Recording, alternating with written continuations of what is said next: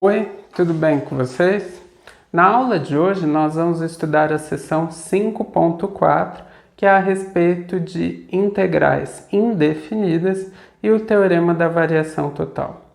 Em virtude das relações estabelecidas entre primitivas e integrais definidas, no teorema fundamental do cálculo, é comumente usada a notação integral de f de x dx para denotar a primitiva de f. E esta vai ser chamada de integral indefinida de f em relação a x. Desse modo, quando nós escrevemos integral de f de x dx igual a p de x, isto significa que se nós derivarmos p de x, o resultado será f de x. Ou seja, p' de x é igual a f de x. Vejamos um exemplo. Vamos calcular integral indefinida de x² em relação a x. Ela vai ser igual a x elevado a 2 mais 1 sobre 2 mais 1 mais uma constante. Ou seja, x elevado ao cubo sobre 3 mais uma constante. Por quê? Quando nós derivamos x ao cubo sobre 3 mais uma constante, qual o resultado? Derivada de x ao cubo é igual a 3 vezes x ao quadrado, como estava sobre 3 e 1/3 é uma constante, fica 3x² vezes 1/3, que é o mesmo que 3x² sobre 3, mais a derivada de uma constante, que é igual a zero. Simplificando, nós obtemos x ao quadrado.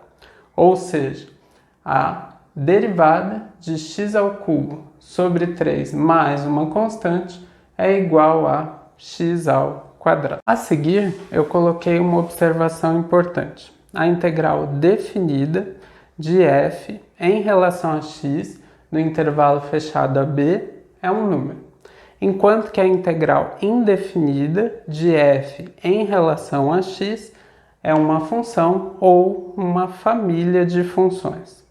Além disso, se f for contínua no intervalo fechado a b, nós vamos usar a seguinte notação: integral de a até b de f de x dx é igual a integral de f de x dx barra a no extremo inferior e b no extremo superior.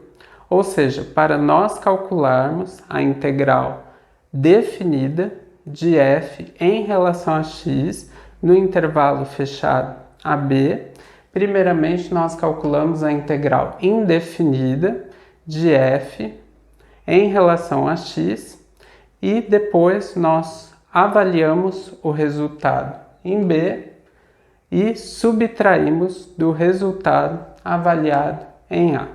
Ou seja, se a integral indefinida de f de x dx for igual a p de x, o resultado será p de b menos p de a. Seguindo, vejamos algumas integrais indefinidas imediatas. Se c é uma constante, integral indefinida de c vezes f de x em relação a x é igual a c vezes a integral indefinida de f de x em relação a x. Integral indefinida de f de x mais g de x em relação a x é igual a integral indefinida de f de x em relação a x mais a integral indefinida de g de x em relação a x. Integral indefinida de 1 sobre x em relação a x é igual a ln do módulo de x mais uma constante arbitrária. Integral indefinida de x elevado a n em relação a x é igual a x elevado a n mais 1 sobre n mais 1 mais uma constante arbitrária, onde o n é diferente de menos 1. Integral indefinida de e elevado a x em relação a x é igual a e elevado a x mais uma constante arbitrária.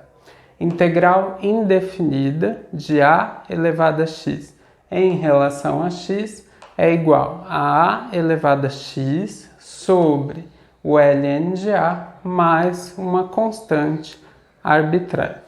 Integral indefinida de seno de x em relação a x é igual a menos cosseno de x mais uma constante arbitrária. Integral indefinida de cosseno de x em relação a x é igual a seno de x mais uma constante arbitrária. Integral indefinida de secante ao quadrado de x em relação a x é igual a tangente de x mais uma constante arbitrária. Integral indefinida de cossecante ao quadrado de x em relação a x é igual a menos cotangente de x mais uma constante arbitrária. Integral indefinida de secante de x vezes tangente de x em relação a x é igual a secante de x mais uma constante arbitrária. Integral indefinida de cossecante de x vezes cotangente de x em relação a x é igual a menos cossecante de x mais uma constante arbitrária. Integral de 1 sobre 1 mais x ao quadrado em relação a x é igual a arquitangente de x mais uma constante arbitrária. Integral de 1 sobre raiz quadrada de 1 menos x quadrado em relação a x vai ser igual ao arcosseno de x mais uma constante arbitrária. Todas estas fórmulas podem ser conferidas derivando-se o lado direito. Se nós derivamos o lado direito de cada uma destas igualdades, o resultado deve ser o que está dentro da integral sem o dx, tá? Então, por exemplo, a derivada de menos cosseno de x mais uma constante é igual a seno de x mais zero. Derivada de cosseno de x é menos seno de x, com menos fica seno de x, e derivada de uma constante é igual a zero. Então, nós podemos conferir todas essas fórmulas derivando o lado direito da igualdade. Nós vamos obter o integrando, ou seja, o que está dentro da integral sem o dx. Nós escrevemos uma fórmula geral para uma integral indefinida. Nós vamos adotar a convenção de que esta fórmula é válida somente para um intervalo. Desse modo, por exemplo, quando nós escrevemos integral indefinida de 1 sobre x em relação a x igual a ln do módulo de x mais uma constante, nós estamos adotando a convenção de que esta fórmula é válida somente para um intervalo que não contenha zero. Então, por exemplo, ela é válida para o intervalo aberto de menos infinito até zero, como também é válida para o intervalo aberto de zero até infinito. A seguir, nós vamos calcular duas integrais indefinidas. A primeira delas, integral indefinida de 10x² menos 2 vezes secante ao quadrado de x em relação a x. Nós sabemos que integral indefinida de f de x mais gx em relação a x é igual a integral indefinida de f de x em relação a x mais integral indefinida de gx em relação a x. Assim, nós podemos escrever a nossa integral indefinida original como a soma de duas integrais indefinidas. Integral indefinida de 10x² em relação a x mais integral indefinida de menos 2 vezes secante ao quadrado de x em relação a x. Agora, como integral indefinida de uma constante vezes a f de x em relação a x é igual a constante vezes a integral indefinida de f de x em relação a x, nós podemos escrever esta soma como 10 vezes a integral indefinida de x² em relação a x menos 2 vezes a integral indefinida de secante ao quadrado de x em relação a x.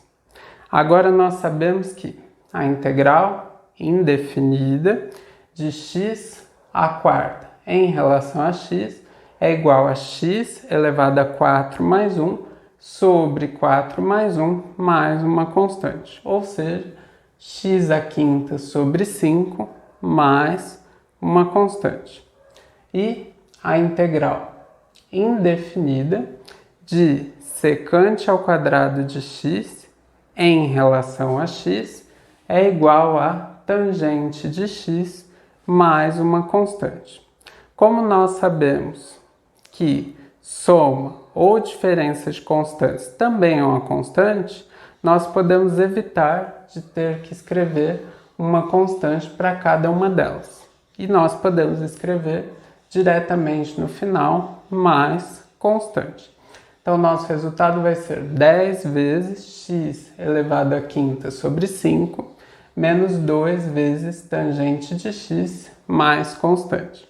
Simplificando, 10 dividido por 5 igual a 2, a resposta final é 2x² menos 2 tangente de x mais constante. No nosso segundo exemplo, nós queremos calcular integral indefinida de cosseno de θ sobre seno ao quadrado de θ em relação a θ.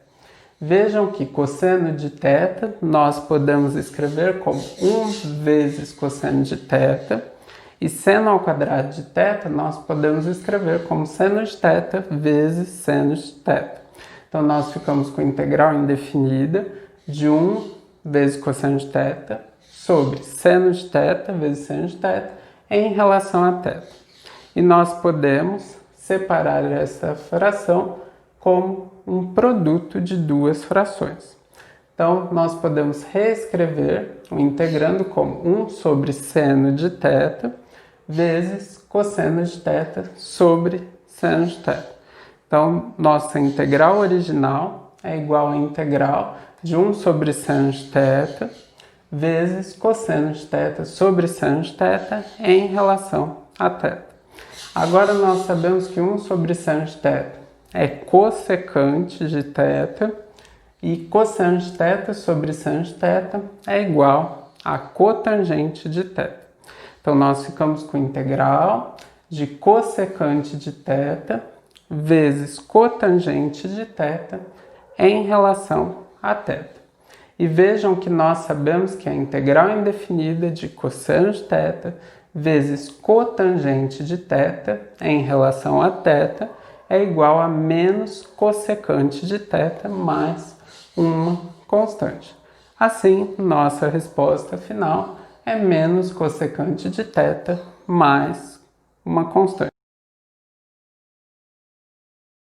Agora, nos exemplos 3 e 4, eu vou calcular duas integrais definidas usando a segunda parte do teorema fundamental do cálculo.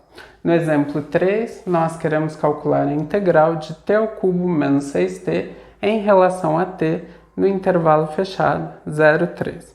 Usando as duas primeiras propriedades de integral, que também são válidas para integrais definidas, nós podemos escrever a integral original como integral de t³ em relação a t no intervalo fechado 0,3 menos 6 vezes integral de t em relação a t no intervalo fechado 0,3. Agora nós sabemos que uma primitiva de t³ é t elevado a 3 mais 1 sobre 3 mais 1, ou seja, t² sobre 4. Aí vai ficar menos 6 vezes uma primitiva de t elevado a 1 é t elevado a 1 mais 1 sobre 1 mais 1, ou seja, t² sobre 2. Notem que t à quarta sobre 4 menos 6t ao quadrado sobre 2 é uma primitiva de t ao cubo menos 6t.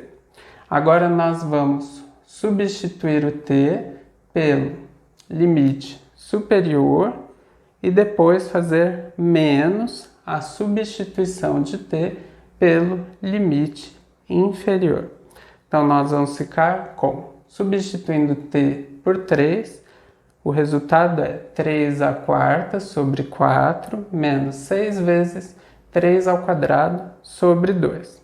Aí vai ficar menos. Não esqueçam de colocar entre parênteses para vocês não errarem os cálculos. Substituindo t por 0, o resultado vai ser 0 elevado à quarta sobre 4 menos 6 vezes 0 ao quadrado sobre 2. Agora, como 0 à quarta sobre 4 é 0 e 0 ao quadrado sobre 2, esta segunda parte é igual a 0 e nossa resposta vai ser 3 elevado à quarta, 3 vezes 3 vezes 3 vezes 3, que é igual a 81. Então vai ficar 81 sobre 4 menos 6 dividido por 2 é 3, que vezes 3 ao quadrado é 3 ao cubo, que é igual a 3 vezes 3 vezes 3, que é igual a 27. Então nós obtemos 81 sobre 4 menos 27. Nós sabemos que 4 é um múltiplo de 1 e 4. 4 dividido por 4 dá 1, vezes 81 dá 81. Aí fica menos. 4 dividido por 1 dá 4, vezes menos 27 é igual a menos 108. Finalmente, 81 menos 108 é igual a menos 27. Então, nossa resposta vai ser menos 27 sobre 4. No exemplo 4, nós queremos calcular a integral de 2u ao cubo menos 6u mais 3 sobre 1 mais u ao quadrado em relação a u no intervalo fechado 0, 2. Novamente, usando as duas primeiras propriedades de integral, que também são válidas para integrais definidas, nós podemos escrever esta integral como 2 vezes integral de u ao cubo em relação a u no intervalo fechado 0, 2, menos 6 vezes integral de u em relação a u no intervalo fechado 0, 2, mais integral de 1 sobre 1 mais u ao quadrado em relação a u no intervalo fechado 0, 2. Agora nós sabemos que uma primitiva de u elevado a 3 é u elevado a 3 mais 1 sobre 3 mais 1. Então nós ficamos com 2, u à quarta sobre 4, menos 6 vezes uma primitiva de u é u ao quadrado sobre 2. Então vai ficar menos 6 u ao quadrado sobre 2 mais 3 vezes uma primitiva de 1 sobre 1 mais u ao quadrado é arquitangente de u. Então vai ficar mais 3 vezes arquitangente de u. E agora nós substituímos o u pelo extremo superior ou pelo limite superior. Então o resultado vai ser 2 vezes 2 à quarta sobre 2 menos 6 vezes 2 ao quadrado sobre 2 mais 3 vezes arquitangente de 2 menos 2 vezes 0 à quarta sobre 4 menos 6 vezes 0 ao quadrado sobre 2 mais 3 vezes arquitangente de 0. Novamente, não esqueçam de colocar entre parênteses para vocês não errarem a conta. 2 à quarta sobre 2 é igual a 16 sobre 2, que é igual a 8, menos 3 vezes 2 ao quadrado é igual a menos 3 vezes 4, que é igual a menos 12, mais 3 vezes arquitangente de 2, e notem que 0 à quarta sobre 2 é igual a 0, 3 vezes 0 ao quadrado é igual a 0, e arquitangente de 0 também é igual a 0. Então, nossa resposta final vai ser 8 menos 12, que é igual a menos 4, mais 3 vezes arctangente 2. E se vocês efetuarem os cálculos numa calculadora, menos 4 mais 3 vezes arctangente 2 é aproximadamente menos 0,67855, quando nós consideramos 5 casas decimais.